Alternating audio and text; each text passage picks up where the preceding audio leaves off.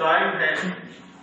یہ پیغام رہتی دنیا کے مسلمانوں کے لیے ہے کہ نبی پاک صلی اللہ علیہ وسلم کے ذریعے سے تمہیں جو کچھ ملا اس کا حضور کوئی اجر نہیں مانگتے، سب کچھ تو حضور کا صدقہ ملا۔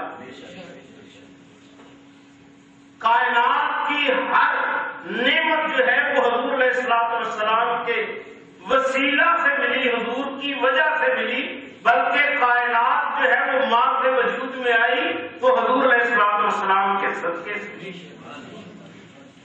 ان تمام نعمتوں کے بدلے میں حضور علیہ السلام کچھ نہیں مانگتے اور اللہ تعالیٰ کے فرمان کے مطابق اہل بیت کی محبت جو ہے وہ طلب فرماتے ہیں۔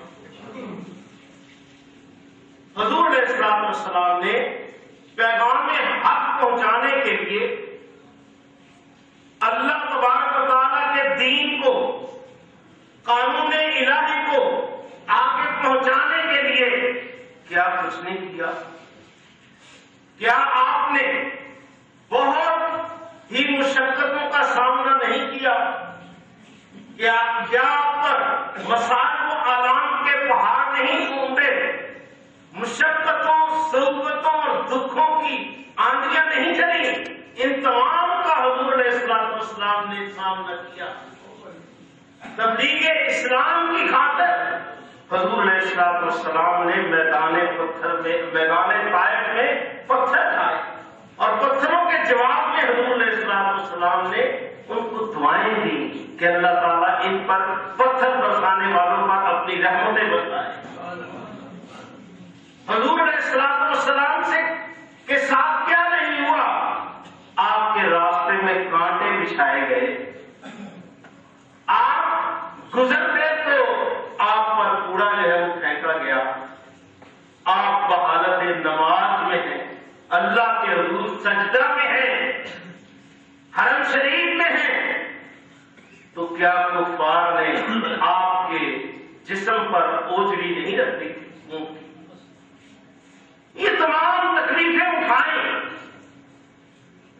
کیا شیخ ابی طالب میں 3 سال تک محصور نہ رہے؟ لوگوں نے آپ کے ساتھ لین دین بند کر دیا، ہر قسم کا معاملہ کرنا بند کر دیا۔ وہ 3 سال مشقت کے شیخ ابی طالب میں وہ اس مقام پر آپ نے گزارے۔ یہ تمام تکالیفوں کا ہی وقت تھا، لیکن سرکار دو عالم صلی اللہ علیہ وسلم نے جو ہے وہ تبلیغ کا حق جو ہے وہ مکمل طور پر ادا کیا۔ اس تبلیغ کے حق کے معاملے میں جب کفار کو اس بات کی پریشانی ہوئی کہ یہ ہمارے بتوں کی تکذیب کرتے ہیں، ہمارے آباء و اجداد کے دین کو غلط کہتے ہیں، جھٹلاتے ہیں، یہ ہمیں تکلیف ہے، تو انہوں نے حضرت ابو طالب کی وساطت سے، حضور کے چچا کی وساطت سے کیا کیا؟ ایک میٹنگ کی، ایک مقام پر بیٹھ کر بات چیت کی اور کہا کہ اے ابو طالب، تمہارا بھتیجا جو ہے وہ بتوں کو جھوٹا کہتا ہے، آباء و اجداد کے دین کو جھوٹا کہتا ہے۔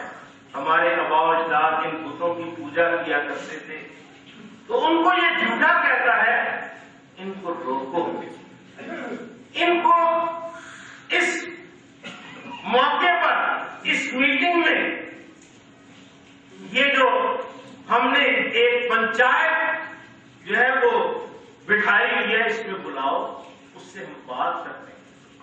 بات کیا کہ انہوں نے حضور علیہ السلام کے ساتھ بات یہ تھی کہ اگر آپ عرب کی سرداری چاہتے ہیں تو ہم دینے کے لیے تیار ہیں، ہم آپ کو سردار ماننے کے لیے تیار ہیں، اور اگر آپ مال و دولت چاہتے ہیں تو وہ بھی آپ کے قدموں میں رکھ دیا جائے گا، اگر آپ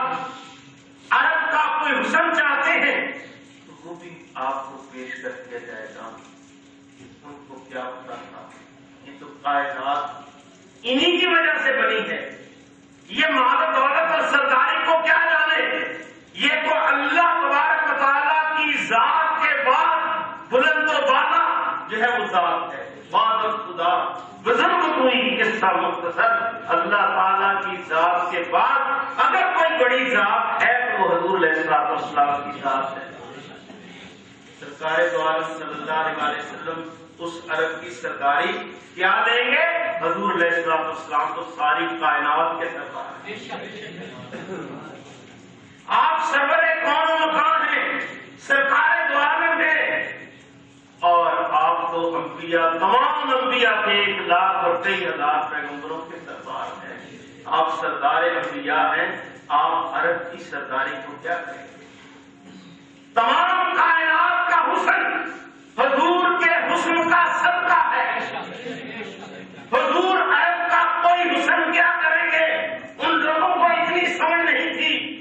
حضور علیہ السلام کو جب یہ انہوں نے کہا، یہ بات آگے رکھی، تو حضور علیہ السلام نے جواب دیا کہ اے لوگوں، اگر تم میرے ہاتھ میں ایک ہاتھ میں سورج لا کر رکھ دو اور ایک ہاتھ میں چاند لا کر رکھ دو اور میرے قدموں میں روئے زمین کا مال و زر رکھ دو تو میں بتوں کی تکذیب سے باز نہیں آؤں گا۔ دین حق کو پھیلانے کے لیے آیا ہوں، وہی کام کروں گا جو اللہ تعالیٰ نے مجھے حکم دیا ہے۔ میرے ہاتھوں پر لا کر چاند سورج کی اگر رکھ دو، میرے پاؤں تلے روئے زمین کا مال و زر رکھو، خدا کے حکم سے میں باز ہرگز آ نہیں سکتا۔ یہ بت جھوٹے ہیں، میں جھوٹوں کو سچا کہہ نہیں سکتا۔ سرکار دو عالم صلی اللہ علیہ وسلم نے یہ اپنا فیصلہ سنا دیا۔ بات یہ تھی کہ بالکل واضح بات کہ لا الہ الا اللہ آپ نے جب پہلے ہی تبلیغ فرمائی تو آپ کے یہی کلمات تھے کہ قولوا لا الہ الا اللہ فتفلحوا، اے لوگوں لا الہ الا اللہ کہو تاکہ تم فلاح پا جاؤ۔ اب لا الہ الا اللہ اس کا ترجمہ ہے کوئی معبود نہیں ہے، کوئی معبود الا اللہ مگر اللہ تعالیٰ۔ اللہ تعالیٰ کے سوا کوئی معبود نہیں۔ آپ نے یہ پیغام سنایا اور یہ پیغام بالکل واضح تھا کہ آپ نے سب سے پہلے ان بتوں کی تکذیب کی۔ کلمہ طیبہ میں پہلے نفی ہے پھر اثبات ہے۔ اللہ تعالیٰ نے پہلے جو ہے وہ اس انداز سے اعلان کروایا کہ اے محبوب اعلان کر دے کہ لا الہ کوئی معبود نہیں الا اللہ مگر اللہ تعالیٰ کے۔ لا الہ کیا ہے؟ نفی ہے، اور الا اللہ اسبات ہے۔ پہلے نفی ہے، بعد میں اسبات ہے۔ یہی وجہ ہے کہ وہ کفار یہ چاہتے تھے، یہ نہیں چاہتے تھے کہ آپ کلمہ نہ پڑھیں، یہ نہیں چاہتے تھے کہ آپ جو ہے وہ اللہ تعالیٰ کو جو رب مانتے وہ نہ مانے، یہ نہیں ان کا مطالبہ تھا۔ ان کا مطالبہ صرف یہ تھا کہ آپ ہمارے بتوں کو جھوٹا نہ کہیں۔ یہ بات نہ کہیں کہ لا الہ، بلکہ یہ معبود ہیں ہمارے۔ اتنا کہنے پر ہم یہ سب کچھ انعام و کرام دینے کے لیے تیار، بدلہ دینے کے لیے تیار۔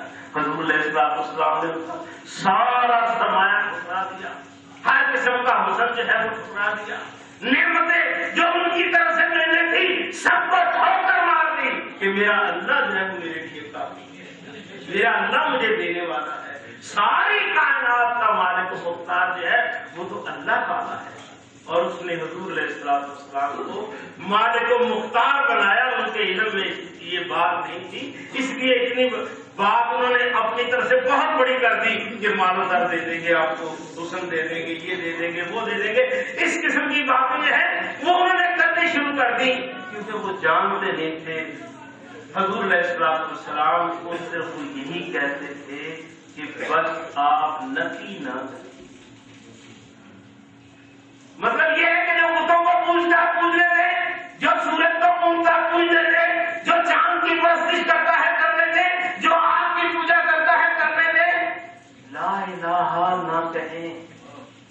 الا اللہ کہتے ہیں، لیکن جب تک